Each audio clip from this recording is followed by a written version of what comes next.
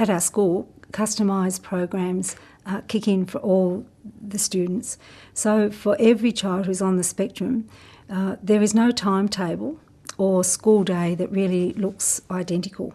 It could be a modified timetable, it could be attending a program, something like some anger management, it could be time with the school psychologist looking at something or topics like friendship skills.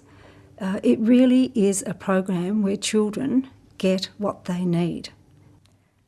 For students with an ASD, it should look like it does for everybody else, a happy, functioning school environment where everyone's achieving what they need to achieve. But there's lots of little things that are happening behind the scenes to make sure that that can happen for a student for ASD.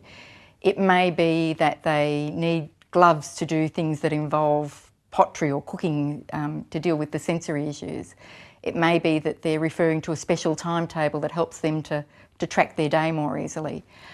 It may be that they're having 5 minutes out in the beanbag, or they're spending 15 minutes debriefing on their day at the end of the day. But it's just little things that mean that the school environment can work for them.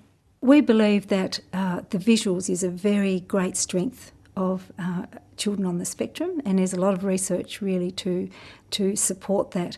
So with that in mind, we have a very strong school process where our resource teacher really supports teachers in classrooms, and throughout our classrooms from kindergarten to grade 10, you would see visuals as supports and prompts and guides and educators really. They're those little keys to how children learn right throughout the school.